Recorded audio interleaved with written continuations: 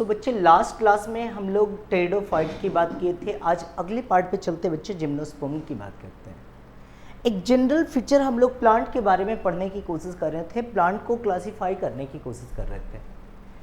आपको जो स्टार्ट किया था मैं प्लांट डाइवर्सिटी, वहीं पे आपको सबसे पहले बताया था कि प्लांट को दो कैटेगरी में बांटा गया, थैलोफाइटा और एम्ब्रियोफाइटा। एम्ब्रियोफाइटा कहने का मतलब प्लांट बॉडी डिफ्रेंशिएटेड होगा, एम्ब्रियो का फॉर्मेशन होगा।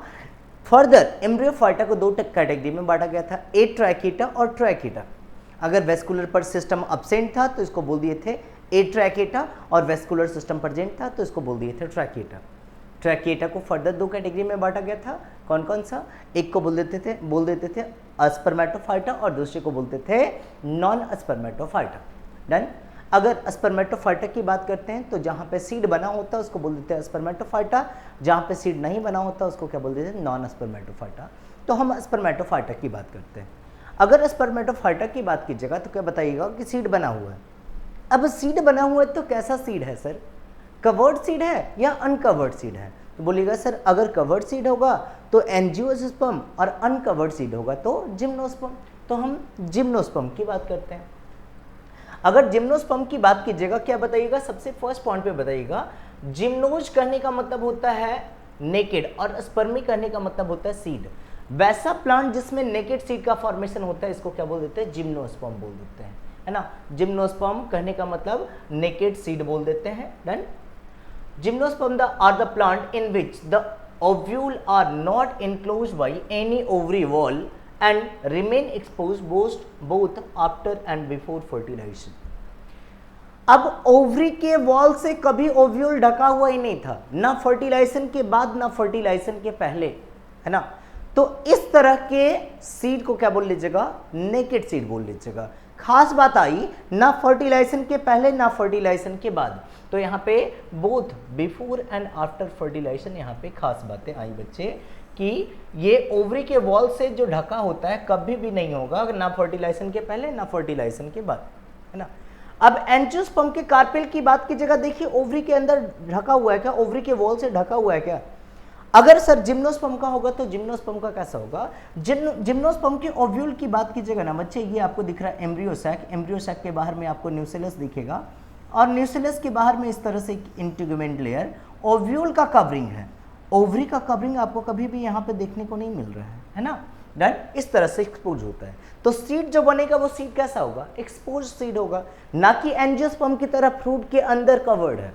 सीड कैसा होगा? एक्सपोज होगा, बाहर में डिस्चार्ज किया हुआ होगा सीड। अगले पॉइंट पे आ जाइए। फर्स्ट, सबसे पहली बार सीड जो बनना शुरू हुआ वो किससे बनना शुरू हुआ? जिम्नोस्पर्म से ही बनना हुआ था। That's why they are first seeded plant. Next point में, first complete successful terrestrial land plant. अच्छा, टर्म को मैं तोड़ता हूं और समझाने की कोशिश करता हूं।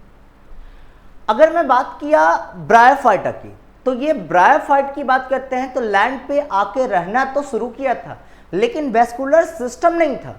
अच्छा एक बात बताइए, ट्रांसपोर्ट सिस्टम नहीं रहेगा तो प्लांट का हाइट अगर बढ़ गया तो नीचे रूट से लेके स्टेम तक, लीव्स तक पानी को पहुंचाया जा सकता है क्या? सर पानी तो नहीं पहुंचा सकते, खाना तो चला जाएगा। जी नहीं, खाना भी नहीं जा पाएगा। क्यों? लिप से बन रहा है, लिप से कहां तक लाना है? रूट तक, लंबे डिस्टेंस तक लेके आना है। लॉन्ग डिस्टेंस ट्रांसपोर्ट करवाने की बारी आ जाएगी। तो आप पढ़ेंगे मिनरल और न्यूट्रिशन में कि शॉर्ट डिस्टेंस ट्रांसपोर्ट तो पैसिव डिफ्यूजन के थ्रू हो जाएगा या ऑस्मोसिस के थ्रू हो जाएगा, लेकिन लॉन्ग डिस्टेंस ट्रांसपोर्ट किसके थ्रू होगा? जाइलम और फ्लोएम के थ्रू होगा। और जाइलम और फ्लोएम किसका पार्ट हो जाता है? बच्चे बोल लीजिएगा सर ये तो कंडक्टिंग टिश्यू का पार्ट है, वेस्कुलर टिश्यू का पार्ट है। तो जब तक वेस्कुलर टिश्यू डेवलप नहीं होगा तो क्या जाइलम और फ्लोएम बनेगा क्या? नहीं, जाइलम और फ्लोएम नहीं बनेगा तो बताइएगा आप कंडक्शन कर पाएगा क्या? नहीं कर पाएगा। तो ब्रायोफाइटा की बात बोले तो अनसक्सेसफुल लैंड प्लांट है ना, अनसक्सेसफुल लैंड प्लांट। अगर टेरिडोफाइट की बात करते तो सक्सेस तो हुआ लेकिन अभी भी फर्टिलाइजेशन के लिए वाटर का रिक्वायरमेंट था। वेस्कुलर सिस्टम टेरिडोफाइटा में बन गया लेकिन फर्टिलाइजेशन के लिए वाटर का रिक्वायरमेंट था। तो हम बोले successful land plant, but complete successful नहीं बोल सकते, इसको बोल दिए successful land plant but not a complete successful land plant because water is not required for fertilization, है ना। अगर जिम्नोस्पर्म की बात करेंगे तो जिम्नोस्पर्म को वाटर का रिक्वायरमेंट नहीं होता। टेरिडोफाइट में वेस्कुलर सिस्टम था, वाटर का रिक्वायरमेंट था फर्टिलाइजेशन के लिए, लेकिन जिम्नोस्पर्म में वेस्कुलर सिस्टम भी है और वाटर का रिक्वायरमेंट भी नहीं है। तो जैसे टेरिडोफाइट को बोले सक्सेसफुल लैंड प्लांट, इसको क्या बोलना पड़ेगा? कंप्लीट सक्सेसफुल लैंड प्लांट, इसीलिए इसको बोल देते हैं बच्चे कंप्लीट सक्सेसफुल लैंड प्लांट। अगले पॉइंट पे आ जाइएगा, limited geographical distribution that is called area slope of mountain और हिमालयस माउंटेन, है ना। तो अगर जिम्नोस्पर्म की बात कीजिएगा तो एंजियोस्पर्म की तरह सब जगह नहीं मिलता है। फ्लावरिंग प्लांट आपको हर जगह देखने को मिल जाएगा, लेकिन जिम्नोस्पर्म सब जगह देखने को नहीं मिलता है, स्पेसिफिक रीजन में ही देखने को मिलता है। कौन से रीजन में? कोल्ड एरिया में देखने को मिलेगा। इसके अलावा स्लोप ऑफ हिमालयन माउंटेन्स में देखने को मिलेगा। कहने का मतलब एक particular distribution, geographical distribution. They have to face water scarcity. अब इन प्लांट को वाटर का स्कार्सिटी झेलना पड़ता है, वाटर की कमी को झेलना पड़ता है, and that's why they are called as what? Xerophytes. इसीलिए इसको क्या बोल दिया जाता है? ज़ेरोफाइट्स बोला जाता है। Those plant which face the water problem they are called as what? Xerophytes. इसको ज़ेरोफाइट बोल दिए, है ना। अब याद कीजिएगा, मेन प्लांट बॉडी की बात करते हैं। सर ब्रायोफाइटा का मेन प्लांट बॉडी कैसा था? हैप्लॉन्टिक, या बोल लीजिएगा गैमेटोफिटिक जनरेशन। टेरिडोफाइटा में क्या आ गया? Sporophytic generation. जिम्नोस्पर्म में क्या आ जाएगा? यहां भी स्पोरोफिटिक जनरेशन। जैसे जमाना था पहले पूरा का पूरा गैमेटोफाइट का, राज चलता था गैमेटोफाइट का। अब ऐसा तो नहीं है कि पूरे थ्रू आउट द लाइफ जितने साल पृथ्वी की जिंदगी है सब दिन एक ही का राज रहेगा? जी नहीं, समय बदलता है और हर ऑर्गेनिज्म का समय बदलता है। जो आज डोमिनेट कर रहा है थोड़े दिनों के बाद खत्म होगा, जो आज सबसे सप्रेसिव है वो थोड़े दिन के बाद हो सकता है एक्सट्रीम लेवल पे चला जाए, सबसे हाईएस्ट नंबर पे चला जाए, है ना। तो समय धीरे धीरे बदलता रहता है, इन्वायरमेंट चेंज करता है, उसके हिसाब से हैबिटेट चेंज करता है और उस हिसाब से ऑर्गेनिज्म भी चेंज करता है। तो अगर बात कर लेते हैं प्लांट में, थैलोफाइटा का मेन प्लांट बॉडी कैसा था? तो बोल लीजिएगा सर गैमेटोफाइट था। ब्रायोफाइटा का सर गैमेटोफाइट, टेरिडोफाइटा का सर स्पोरोफाइट, और जिम्नोस्पर्म का क्या हो जाएगा? स्पोरोफाइट। एंजियोस्पर्म का अगेन स्पोरोफाइट। तो गैमेटोफाइट से राज बदला किस पे आ गया? स्पोरोफाइट पे।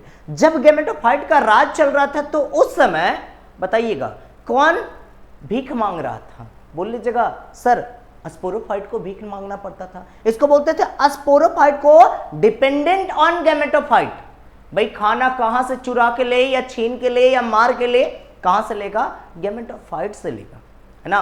तो स्पोरोफाइट डिपेंडेंट ऑन गैमेटोफाइट। पहले वाले में थैलोफाइटा में धीरे धीरे जमाना इक्वल आ जाएगा, दोनों अपना अपना आराम से कमाने खाने लगेंगे। कौन सा? टेरिडोफाइट में both generation are independent of each other, है ना। टेरिडोफाइट की बात कर लीजिएगा, both generation are independent of each other. Gametophytic generation sporophyte पे डिपेंड नहीं करता, स्पोरोफाइट गैमेटोफाइट पे डिपेंड नहीं करता है, लेकिन जमाना बदलेगा। जो राज गैमेटोफाइट का था वो उसको भीख मांगना पड़ेगा। क्यों भाई स्पोरोफाइट का राज आ रहा है। जैसे जिम्नोस्पर्म में आएंगे मेन जनरेशन क्या हो जाएगा? मेन जनरेशन टेरिडोफाइट से ही हो गया था स्पोरोफिटिक, लेकिन भीख मांगना नहीं पड़ रहा था गैमेटोफाइट को। अब राज पूरा का पूरा आ गया किसका? स्पोरोफाइट का। भाई इंडिपेंडेंट रहना पड़ेगा किसको? गैमेटोफाइट को। किस पे? स्पोरोफाइट पे। एंजियोस्पर्म में तो साफ भाई गैमेटोफिटिक जनरेशन को टोटली डिपेंड रहना पड़ता है किस पे? स्पोरोफिटिक जनरेशन पे। तो अगर जिम्नोस्पर्म के मेन प्लांट बॉडी की बात की तो क्या बोल लीजिएगा? स्पोरोफिटिक जनरेशन होता है, divided into root, stem and leaves. कैसा हो जाएगा? फोटोसिंथेटिक हो जाएगा। फोटोसिंथेसिस खुद से करेगा, खुद से खाना बनाएगा, खाएगा, आराम से सर्वाइव करेगा। रूट की बात करते हैं। अगर रूट की बात की तो यहाँ पे रूट कैसा होगा? टैप रूट होगा। साइकस की बात कर लीजिएगा, कोरेलॉइड रूट्स। अब कोरेलॉइड रूट के साथ साइनोबैक्टीरिया या ब्लू ग्रीन एल्गी प्रेजेंट रहता है, और ये ब्लू ग्रीन एल्गी क्या काम करता है? N2 फिक्सेशन का काम करता है। अगले पॉइंट पे आइएगा, पाइनस की बात करते हैं। माइकोराइजल एसोसिएशन, है ना। पाइनस के रूट के साथ माइकोराइजल एसोसिएशन रहता है। तो अगर आपसे पूछ ले कि माइकोराइजल एसोसिएशन कहते किसको है, तो हायर प्लांट्स के रूट के साथ फंगस का एसोसिएशन क्या बोल लीजिएगा? इसको बोल लीजिएगा माइकोराइजल एसोसिएशन। तो माइकोराइजल एसोसिएशन के थ्रू होता क्या है ना? वाटर का एब्जॉर्प्शन रेट बढ़ाया जाता है, मिनरल का एब्जॉर्प्शन रेट बढ़ाया जाता है ना। मिनरल का एब्जॉर्प्शन रेट बढ़ाया जाता है। वाटर का एब्जॉर्प्शन रेट बढ़ा और बोल लीजिएगा मिनरल का एब्जॉर्प्शन रेट बढ़ा। डन, अगले पॉइंट पे आ जाते हैं। जिम्नोस्पर्म की बात करते हैं। तो सबसे पहले मैं आपको बताया आपको रूट के बारे में। साइकस के कोरेलॉइड रूट के साथ सिम्बायोटिक एसोसिएशन है ब्लू ग्रीन एल्गी का नाइट्रोजन फिक्सेशन के लिए, और माइकोराइजल एसोसिएशन करने का मतलब पाइनस के रूट के साथ फंगस का जो एसोसिएशन है सिम्बायोटिक एसोसिएशन ही है, लेकिन वाटर और मिनरल्स का एब्जॉर्प्शन रेट बढ़ता है। अगले पॉइंट पे बात करते हैं, जिम्नोस्पर्म के स्टेम की बात करते हैं। अगर स्टेम की बात कीजिएगा तो स्टेम हो सकता है ब्रांच, हो सकता है ब्रांच नहीं है। अगर ब्रांच की बात कर लिए, साइकस में स्टेम को देखिए ना, कहीं ब्रांच एक सीधा इरेक्ट खड़ा है, बड़े ऊपर में जाके सारे के सारे लिप अरेंज है, तो एक ही मेन ही स्टेम है, ब्रांच नहीं है, तो कैसा बोल लीजिएगा unbranch. Cycas is unbranch. And what about the Pinus and Cedrus? Cedrus और पाइनस में बहुत सारे ब्रांच देखने को मिलते हैं, there stem is branched. At the next point, lips की बात करते हैं, तो हो सकता है सिंपल लिप्स हो सकता है कंपाउंड लिप्स। अच्छा, साइकस के प्लांट को देखिए ना, यहां देख के बताइएगा, this one is simple lip और कंपाउंड लिप। सर यहाँ पे तो रैचिस प्रेजेंट है, तो इसको क्या बोल लीजिएगा कंपाउंड लिप बोल देंगे। गुड, इसको कंपाउंड लिप बोल दिए। सर यहाँ पे रैचिस नहीं प्रेजेंट है, लिप्स सिंपल लिप्स है, ये वाला लिप्स कैसा हो जाएगा सिंपल लिप्स, है ना। अच्छा, ये पिनेटली या पाल्मेटली? सर एक अगर ऐसे लिप्स निकला हुआ, एक लिप्स यहां से, दूसरा लिप्स, तीसरा लिप्स, चौथा लिप्स, सारे लिप्स एक जगह से आके निकल रहे हैं क्या? ऐसे लिप्स को क्या बोल लीजिएगा पाल्मेट। लेकिन यहां पे देखिएगा कैसा दिख रहा है पिन्नेट, कैसा बोल लीजिएगा पिन्नेट। तो लिप्स की बात कीजिएगा पिनेटली कंपाउंड लिप्स और सिंपल निडल लाइक किसमें पाइनस में, पिनेटली कंपाउंड किसमें साइकस में। अब लिप्स की बात कीजिएगा, जेरोफिटिक एडेप्टेशन देखने को मिलता है। जेरोफाइट एडेप्टेशन करने का मतलब वाटर के स्कार्सिटी में प्लांट जी रहा है। भाई वाटर लॉस कर देगा, बताइए कितना मुश्किल होगा। तो पानी को बचाने के लिए जो सारा टेक्निक अपनाया, जो सारा एडेप्टेशन अपनाया हुआ, this is called as what xerophytic adaptation. जैसे अब मान लीजिएगा वाटर का लॉस ट्रांसपिरेशन के थ्रू हो रहा है, स्टोमाटा के थ्रू हो रहा है। स्टोमाटा पे थिक क्यूटिकल का डिपोजिशन कर देंगे, तो बताइए वाटर का लॉस होगा क्या? जी नहीं सर, थिक क्यूटिकल वाटर को प्रिवेंट करेगा, है ना। दूसरा सनकेन स्टोमाटा, आगे चल के बताएंगे बच्चे मिनरल और न्यूट्रिशन में सनकेन स्टोमाटा क्या होता है। अभी आपको फोटोसिंथेसिस में आपको बताएंगे सनकेन स्टोमाटा क्या होता है। अभी आपको बस क्या करना है, आपको बस ये समझ लेना है कि ये एक तरह का वाटर का लॉस करने का प्रिवेंट मैकेनिज्म है ना। और इसका डिटेल से बात करेंगे हम लोग किसमें, फोटोसिंथेसिस इन प्लांट। अगले पॉइंट पे रेड्यूस सरफेस एरिया। अब देखिएगा मैं पूछ रहा हूं आपसे, ये बताइएगा ये सरफेस एरिया लिप का यहां पे ज्यादा है या लिप का सरफेस एरिया यहां पे ज्यादा है? बोलिएगा सर लिप का सरफेस एरिया यहां पे ज्यादा है, ए वाले में ज्यादा है और बी वाले में क्या बोल लीजिएगा कम है। इस तरह का लिप्स, इस तरह से फाइन लिप्स हो जाता है। बताइएगा सरफेस एरिया इसका क्या हो जाएगा, कम हो जाएगा surface area.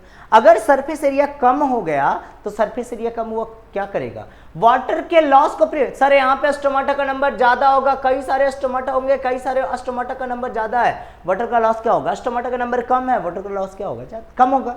Done, next point पे सुनिएगा। अगर बात करते हैं वेस्कुलर टिश्यू की, जिम्नोस्पर्म में वेस्कुलर टिश्यू की बात करते हैं। अगर वेस्कुलर टिश्यू की बात की है तो वेस्कुलर टिश्यू कंफर्म प्रेजेंट होगा। भाई टेरिडोफाइट से ही आ गया, स्टार्ट हो गया, तो क्या जिम्नोस्पर्म में एब्सेंट रहेगा क्या? जी नहीं सर, यहाँ पे भी प्रेजेंट रहेगा। तो अगर बात की है वेस्कुलर टिश्यू की, तो वेस्कुलर टिश्यू दो तरह का जाइलम और फ्लोएम देखने को मिलेगा। अब आपको मैं पहले से एक बार बता चुका हूं, क्या बता चुका हूं कि जो जाइलम वेसल्स होता है डिस्टिंग्विशिंग फीचर है किसका? बोलिएगा सर ये तो डिस्टिंग्विशिंग फीचर होता है एंजियोस्पर्म का। किसका? एंजियोस्पर्म का। एंजियोस्पर्म में जाइलम वेसल्स का रहना जरूरी है ना, कुछ एक्सेप्शन को छोड़ दीजिए, तो मैक्सिमम एंजियोस्पर्म में आपको जाइलम वेसल्स देखने को मिलता है। जिम्नोस्पर्म में किसी में जाइलम वेसल्स देखने, अरे भाई बताए हैं आपको, क्या बताए थे, नीटम, वेल्वेसिया और इफेड्रा एक्सेप्शन होता है ना। नीटम, वेल्वेसिया और इफेड्रा गांठ बांध के याद कर लेंगे क्या कि निटेल्स फैमिली, जिम्नोस्पर्म के निटेल्स फैमिली नीटम, वेल्वेसिया और इफेड्रा में आपको जाइलम वेसल्स देखने को मिलेगा। बाकी सारे के सारे एंजियोस्पर्म में देखने को मिलेंगे, है ना। और अगर कुछ एक्सेप्शन की बात कर लें, कुछ एक्सेप्शन एंजियोस्पर्म में एग्जिस्ट करता है जहां पे जाइलम वेसल्स नहीं है, उसको छोड़ दीजिएगा। आप मैक्सिमम याद रखिएगा कि मैक्सिमम एंजियोस्पर्म में जाइलम वेसल देखने को मिलता है। और सर जिम्नोस्पर्म में कुछ जिम्नोस्पर्म एडवांस फैमिली निटेल्स फैमिली में बस देखने को मिल रहा है। सर टेरिडोफाइट, अरे भाई वहां कहां से आ गया, ब्रायोफाइट। वैस्कुलर सिस्टम ही नहीं होता है सर थैलोफाइटा में, अरे भाई वहां तो डिफरेंशिएशन ही नहीं है, कहां से आ जाएगा वैस्कुलर सिस्टम। डन, वापस सुनते हैं।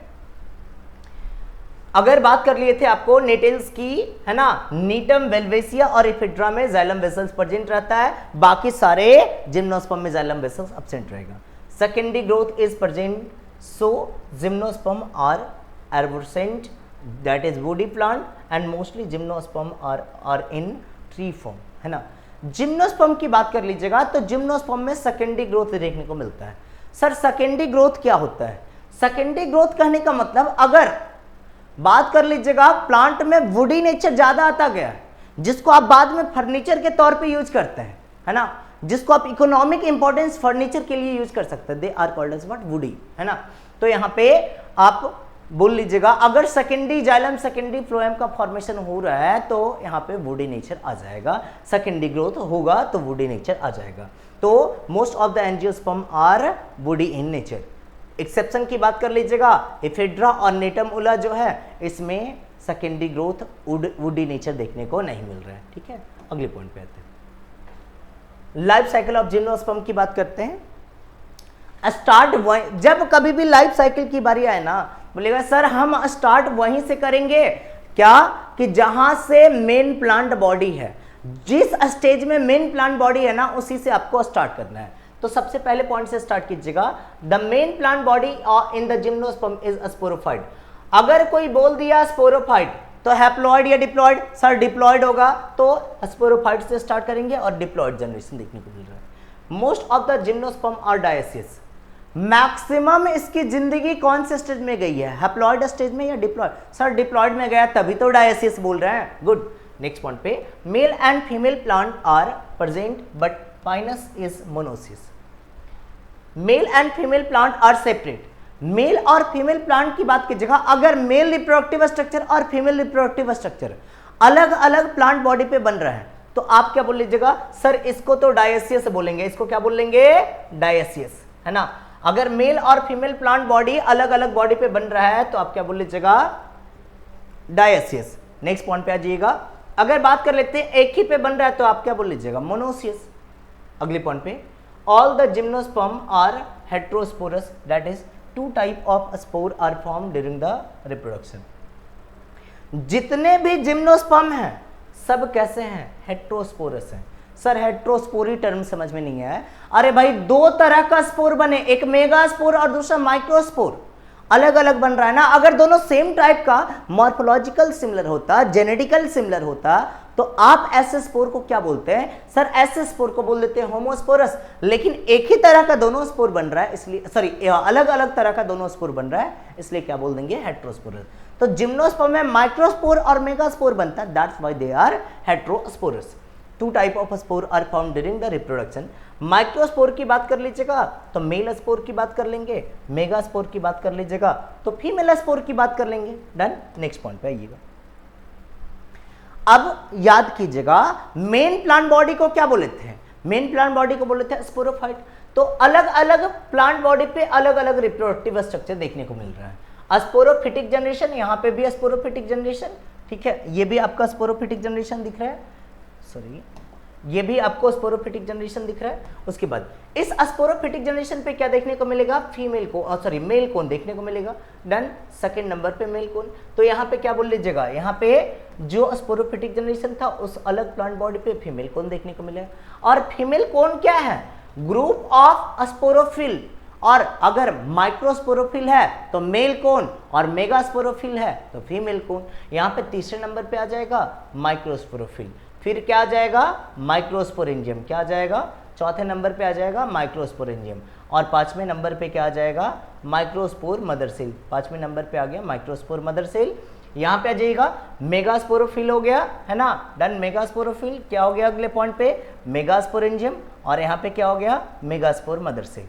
अब माइक्रोस्पोर मदर सेल या मेगास्पोर मदर सेल, यहाँ पे क्या हो जाएगा, मियोसिस। फिर से एक बार समझा रहा हूँ, मेन प्लांट बॉडी स्पोरोफाइट, जो ग्रुप रहेगा स्पोरोफिल। सर स्पोरोफिल क्या होता है? वैसा लिप जिसपे स्पोरेंजिया बने, इस लिप को क्या नाम देंगे? अगर यहाँ पे सर स्पोरेंजिया क्या होता है? वैसा स्ट्रक्चर जिसपे गैमेट बनेगा, they are called as what? Sporangia. तो यहाँ पे देखिएगा, यहाँ पे ये जो लिप है, इस लिप पे क्या बनेगा सर? स्पोरेंजिया बनेगा, इसीलिए इस लिप को क्या नाम दे दिए? स्पोरोफिल। सर अगर नहीं बने तो फोटोसिंथेसिस में पार्टिसिपेट करेगा भाई, उसको क्या बोल लीजिएगा? ट्रोफोफिल। क्या बोलिएगा? ट्रोफोफिल। डन। वापस चलते हैं। जिस प्लांट पे स्पोरेंजिया बना है, जिस लिप पे स्पोरेंजिया बना है, उस लिप को नाम दिए स्पोरोफिल। और इसके अंदर क्या होगा? माइक्रोस्पोरेंजियम, और माइक्रोस्पोरेंजियम के अंदर क्या होगा? Microspore mother cell. मियोसिस हो गया, बन क्या जाएगा? माइक्रोस्पोर। अगले पॉइंट पे आइएगा, देखिएगा यहाँ पे बन गया माइक्रोस्पोर, यहाँ पे बन गया मेगास्पोर। और ये माइक्रोस्पोर जनरेट करके मेल गैमेट और मेल गैमेटोफाइट, और मेल गैमेटोफाइट से मेल गैमेट, यहाँ से फीमेल गैमेटोफाइट, और उसके बाद क्या बन जाएगा? फीमेल गैमेट आर्किगोनिया, है ना? फीमेल गैमेट बन गया, आर्किगोनिया के बाद फीमेल गैमेट बन जाएगा। और मेल गैमेट फीमेल गैमेट का फ्यूजन हो गया, क्या बन जाएगा? जाइगोट बन जाएगा। और जाइगोट किस में कन्वर्ट होगा? एम्ब्रियो में। अब यहाँ पे ध्यान देने वाली बात होती है कि जाइगोट जब एम्ब्रियो में कन्वर्ट हो रहा है तो मियोसिस होगा या माइटोसिस होगा? बोलेंगे सर अगर जाइगोट डिप्लॉयड है और एम्ब्रियो भी डिप्लॉयड है तो कौन सा डिवीजन होगा? माइटोसिस होगा। अगले पॉइंट पे अगर बात कर लेते हैं एम्ब्रियो की, तो एम्ब्रियो किस में कन्वर्ट हो जाएगा? सीड में कन्वर्ट हो जाएगा, और ये जनरेट करके किसका फॉर्मेशन कर लेगा? जनरेट करके स्पोरोफाइट का फॉर्मेशन कर लेगा। डन। ये बातें समझ में आई आपको? लाइफ साइकिल की बातें समझ में आई। हाँ तो बच्चे हम लोग स्पोरोफाइट और गैमेटोफाइट के बारे में समझ चुके थे।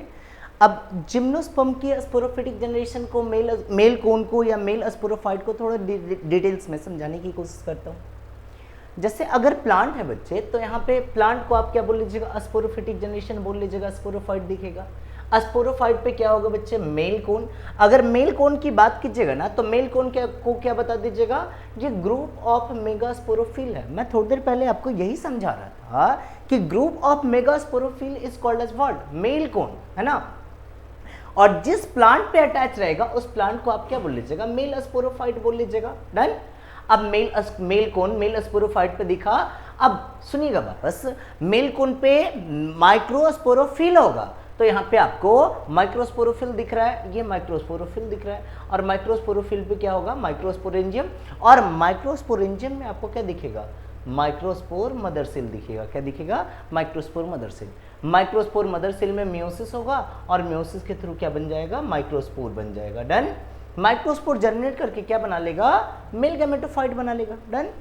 सर मेल गैमेटोफाइट किसको बोलेंगे? अरे भाई पॉलन ग्रेन, है ना? तो ये सारा आपको दिख रहा है माइक्रोस्पोरोफिल। माइक्रोस्पोरोफिल पे क्या बोल लीजिएगा? ये आपको माइक्रोस्पोर मदर सेल होगा। माइक्रोस्पोर मदर सेल में मियोसिस हो जाएगा, माइक्रोस्पोर बन जाएगा, अंदर में ही जर्मिनेट कर लिया किसका? मेल गैमेटोफाइट का। पॉलन ग्रेन का फॉर्मेशन कर लिया, पॉलन ग्रेन डिस्चार्ज हो जाएगा, और मेल गैमेटोफाइट की कहानी खत्म हो जाती है। साइकस में मेल गैमेट जो होता है 5 सेल एंड पाइनस में 6 cell present in mature male gametophyte. अगर साइकस की बात की ना बच्चे और पाइनस की बात की ना, तो male gametophytic generation female gametophytic generation reduce हो चुका है, बहुत ज्यादा रिड्यूस हो चुका है। साइकस के मेल गैमेटोफाइट में 5 सेल, पॉलन ग्रेन में 5 सेल, और पाइनस में कितने बोल देंगे? 6 सेल होगा। अगले पॉइंट पे आ जाइएगा। अब फीमेल गैमेटोफाइट की बात करते हैं, बात को ध्यान से सुनिएगा। क्या बताएं कि फीमेल प्लांट बॉडी स्पोरोफाइट के नाम से ही जाना जा रहा है। अब इस पे क्या दिखेगा आपको? फीमेल कोन दिखेगा। फीमेल कोन की बात कर लीजिएगा, मेगास्पोरोफिल होगा। मेगास्पोरोफिल पे मेगास्पोरेंजियम होगा, और मेगास्पोरेंजियम में मेगास्पोर मदर सेल देखने को मिलेगा। मेगास्पोर मदर सेल में मियोसिस हो जाएगा, क्या बना लेगा? मेगास्पोर बना लेगा। और अब मेगास्पोर की बात कर लीजिएगा, जनरेट करके किसका फॉर्मेशन कर लेगा? फीमेल गैमेटोफाइट का। फीमेल गैमेटोफाइट आर्किगोनिया का, और आर्किगोनिया किसका? फीमेल गैमेट का।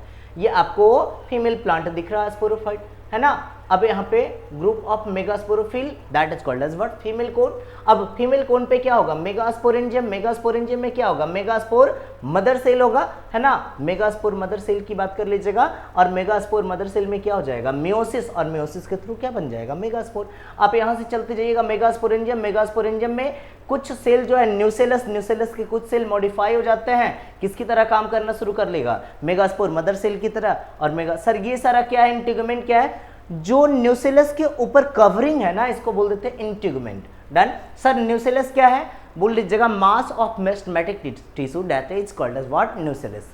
डन, अगले पॉइंट पे आ जाते हैं बच्चे।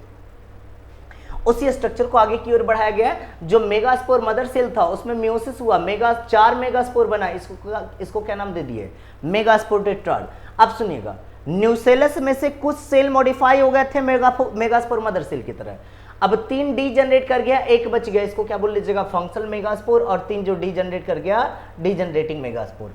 अब सुनिएगा वापस, अब इसमें से सारे के सारे सेल मॉडिफाई हो जाते हैं, है ना, किसके रूप में बन जाते हैं, बोल लीजिएगा एंडोस्पर्म के रूप में। और एक दो एंडोस्पर्म में से एक दो सेल मॉडिफाई हो जाता है आर्किगोनियल इनिशियल से, और आर्किगोनियल किसका बना लेगा, आर्किगोनियल चैम्बर का बना लेगा, आर्किगोनिया का फॉर्मेशन कर लेगा, बाकी सारा क्या बच जाएगा, एंडोस्पर्म। अच्छा एक बात बताइएगा, फिर से मैं रिपीट कर रहा हूं, बातों को ध्यान दीजिएगा।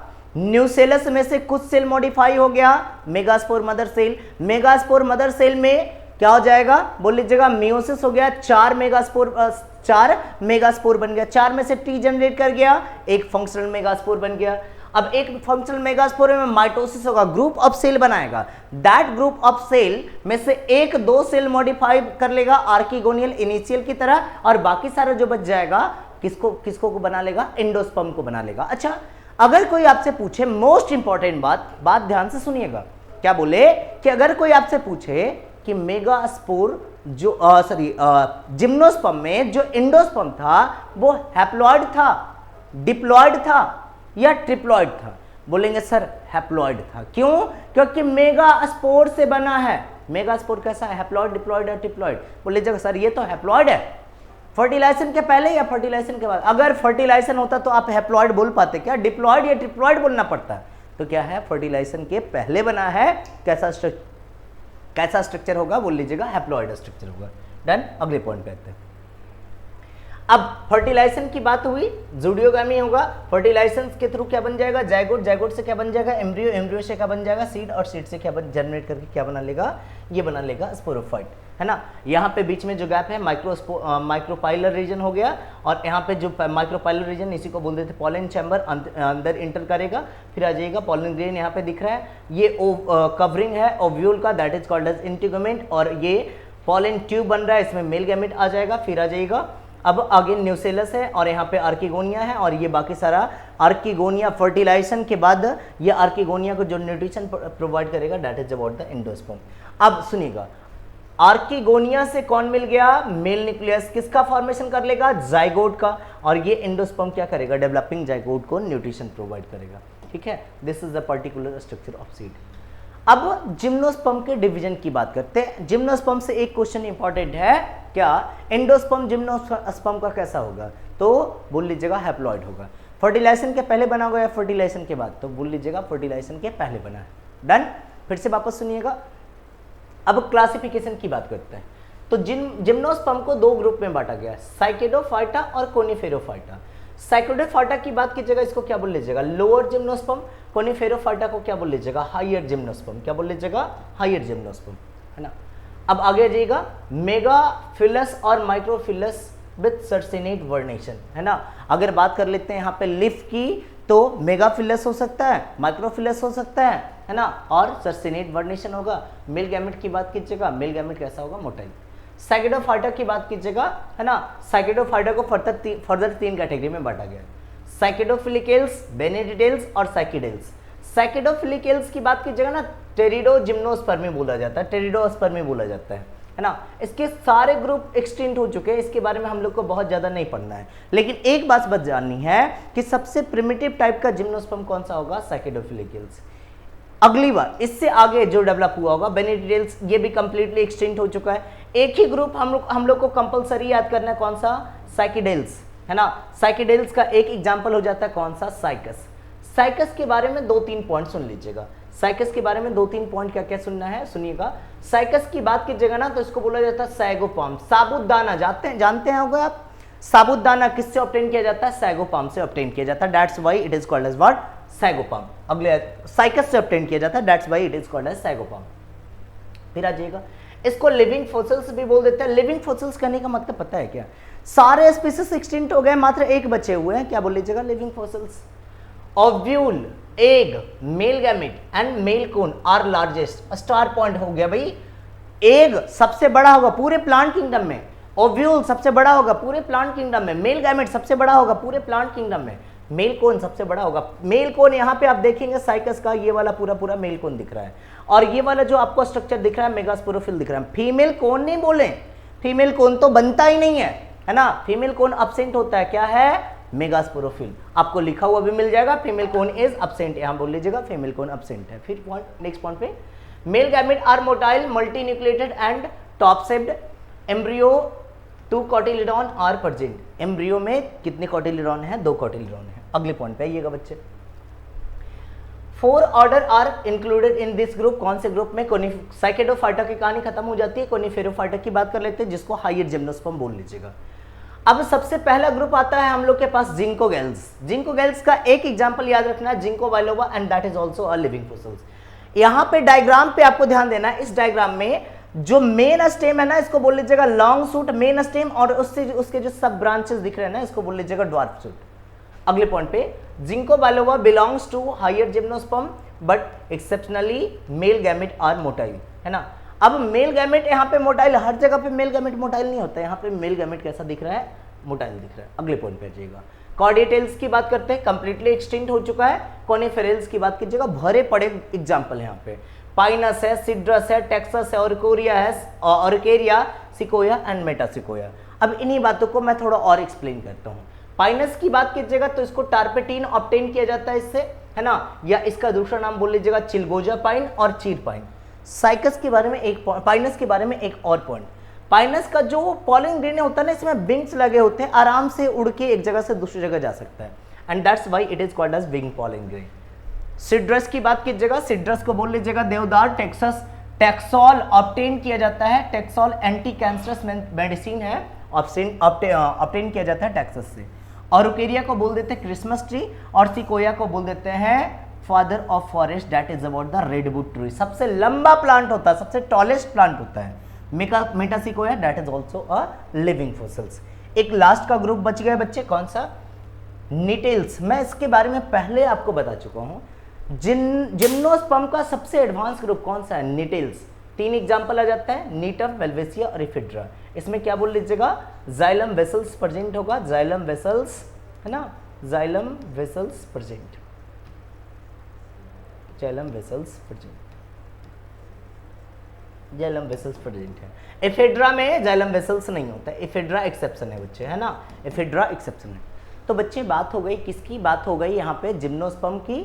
तो जिम्नोस्पर्म की बात हो गई बच्चे, और आपको मैं बता चुका हूँ थैलोफाइटा, ब्रायोफाइटा, टेरिडोफाइटा, जिम्नोस्पर्म, ये 4 कैटेगरी आपके खत्म हो चुके हैं। अगले क्लास में बच्चे, अगले लेक्चर में थोड़ा सा एंजियोस्पर्म का एक इंट्रोडक्शन बता दूंगा। मीनवाइल आपको कहीं भी किसी पॉइंट पे मुश्किल होगा, एक बार फिर से वीडियो लेक्चर को रिपीट करेंगे और फिर से देखने की कोशिश करेंगे। ठीक है बच्चे, थैंक यू।